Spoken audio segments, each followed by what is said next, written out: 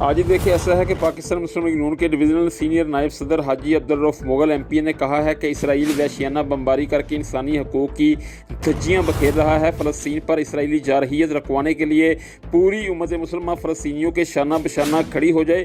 Divisional senior نائب صدر مسلم league نون ممبر صوبائی اسمبلی حاجی عبدالرؤف مغل کا مزید کہنا تھا کہ عالمی برادری کو بے حسی کا رویہ ترک کر کے نہتے اور مظلوم فلسطینیوں پر جاری اسرائیلی مظالم کو رکوانا ہوگا۔ او آئی سی کے منعقدہ اجلاس پر ایم پی حاجی عبدالرؤف مغل نے اظہار خیال کرتے ہوئے کہا کہ او آئی سی کا اجلاس مسلمانوں کے جذبات کی ترجمانی کے لیے انتہائی اہمیت کا حامل ہے، تاہم اس میں ٹھوس اور غیر معمولی فیصلے نہ کیے گئے تو اسرائیلی جارحیت جاری رہے گی۔ ان کا کہنا تھا کہ مسجد اقصیٰ کا دفاع کرتے ہوئے جانیں دینے والے نوجوان امت مسلمہ کے وہ سپوت ہیں جن پر ہر مسلمان کو فخر ہے۔ ممبر صوبائی اسمبلی حاجی عبدالرؤف مغل نے فلسطین پر اسرائیلی حملوں کی شدید الفاظ میں مذمت کی اور کہا کہ رمضان المبارک اور عید الفطر کے موقع پر اسرائیلی فضائی حملوں میں کم سن بچے شہید ہوئے ہیں۔ عالمی امن کے ٹھیکیداروں کو ان معصوم بچوں کی شہادت کیوں نظر نہیں آتی؟